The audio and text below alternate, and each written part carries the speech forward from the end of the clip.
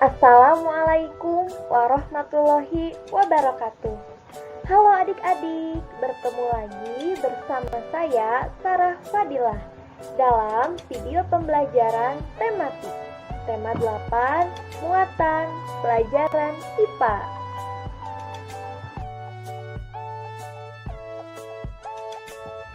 Kita akan membahas mengenai dampak siklus air pada peristiwa di bumi serta kelangsungan makhluk hidup. Sebelum memulai pembelajaran, marilah kita bersama-sama mengucapkan basmalah. Bismillahirrohmanirrohim. Ya, langsung saja kita simak penjelasan berikut ini.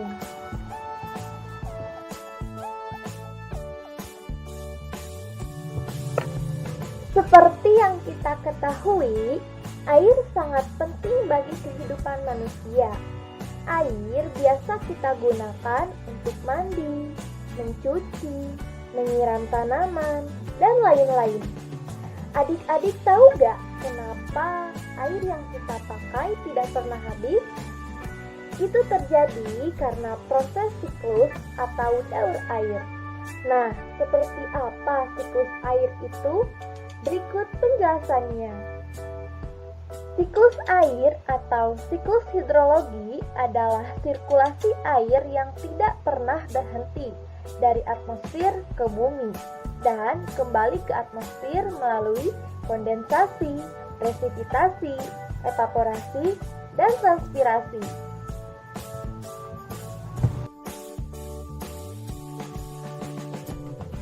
Perhatikan gambar berikut ini. Air yang ada di laut, sungai, dan danau mengalami penguapan akibat panas sinar matahari. Proses penguapan ini dinamakan evaporasi. Proses penguapan juga terjadi pada tumbuh-tumbuhan di bumi. Proses penguapan yang terjadi pada tumbuhan dinamakan transpirasi. Uap air di permukaan bumi akan naik ke udara membentuk awan. Kumpulan uap air tersebut akan mengalami pengembunan, membentuk titik-titik air. Proses ini disebut kondensasi. Lalu, angin akan membawa awan ke daratan atau dataran tinggi. Berikutnya, titik-titik air di awan akan turun menjadi hujan. Proses ini dinamakan presipitasi. Selanjutnya, air akan mengalir ke dataran rendah dan menciptakan siklus secara terus-menerus.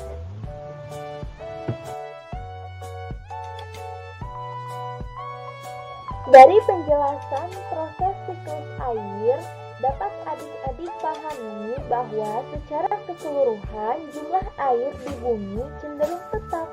Yang berubah hanya wujud dan tempatnya. Meskipun begitu, kita harus tetap menghemat penggunaan air.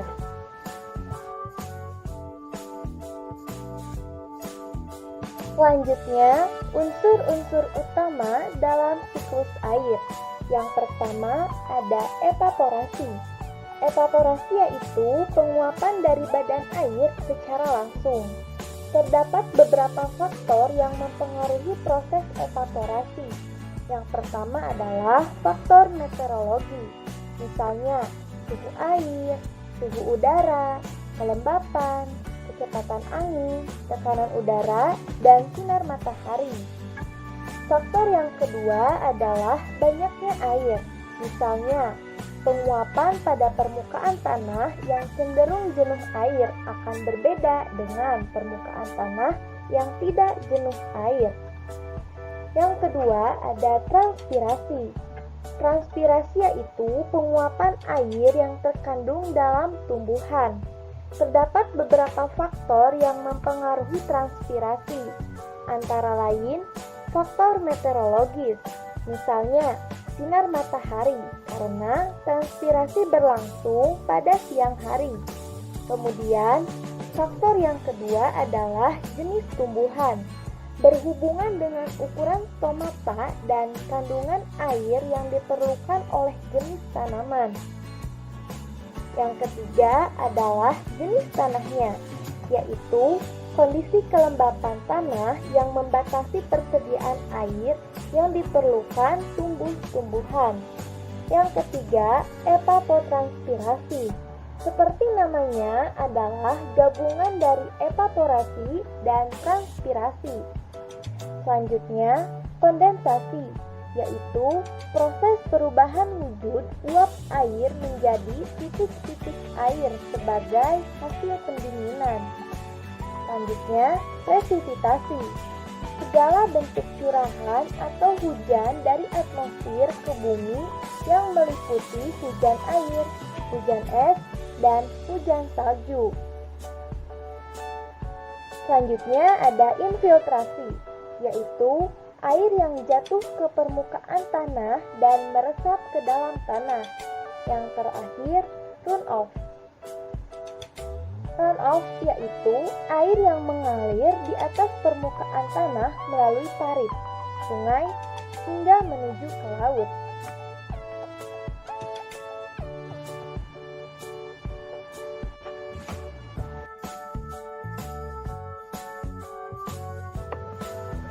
Selanjutnya, fungsi air bagi kehidupan. Air adalah salah satu kebutuhan pokok sehari-hari makhluk hidup dan tidak dapat terpisahkan. Air tidak hanya bermanfaat bagi manusia saja, akan tetapi penting bagi makhluk hidup lain, seperti hewan dan tumbuhan. Berikut adalah fungsi air bagi makhluk hidup. Di antaranya, fungsi air bagi tumbuhan. Yang pertama, air dapat membantu proses fotosintesis.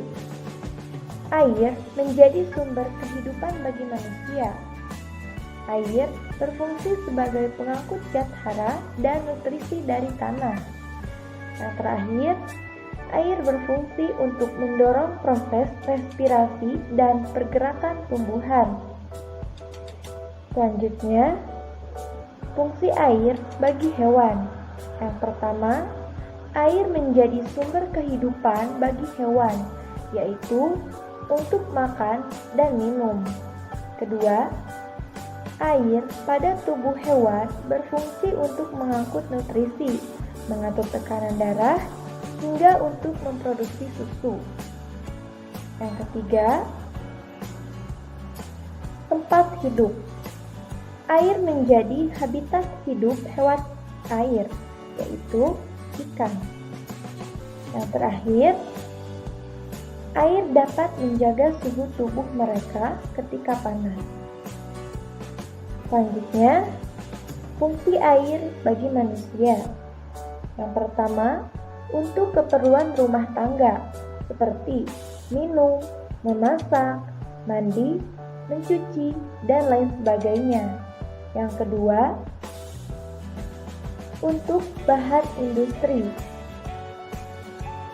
seperti pabrik dan pembangkit tenaga listrik. Yang ketiga, pertanian dan peternakan, untuk keperluan pertanian dan peternakan. Yang terakhir, untuk keperluan transportasi seperti pelayaran.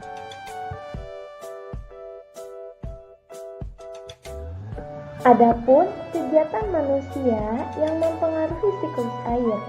Yang pertama, penebangan hutan. Jika manusia menebang hutan secara besar-besaran, maka siklus air dapat terganggu. Tanah tak mampu menahan air. Akibatnya, banjir melanda wilayah tanpa pepohonan.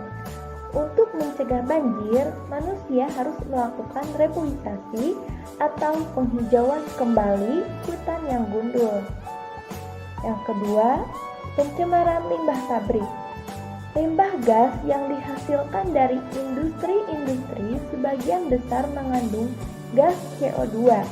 Namun, tidak semua industri mengolah limbah gas tersebut, melainkan ada industri yang langsung membuang limbah CO2 ke udara.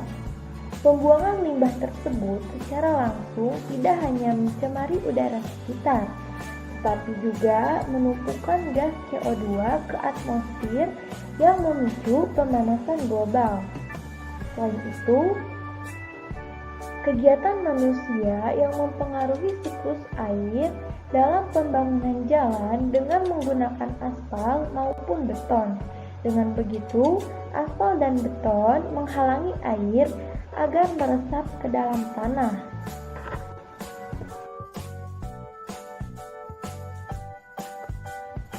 Yang terakhir, cara menghemat air. Melakukan penghematan air juga disarankan agar semua makhluk hidup dapat merasakan segarnya air bersih secara merata. Kegiatan manusia yang menggunakan air semisal mencuci, mandi, memasak, menyiram tanaman, dan lainnya sebaiknya dilakukan dengan bijak dan hemat, tidak berlebih-lebihan. Berikut beberapa cara menghemat air, yaitu 1. Gunakan air secukupnya. 2. Memanfaatkan air sisa mencuci untuk menyiram tanaman. Ketiga, jangan tunda perbaikan pipa air yang bocor.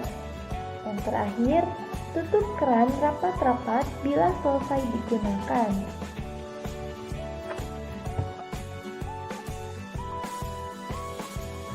Demikian pembelajaran hari ini.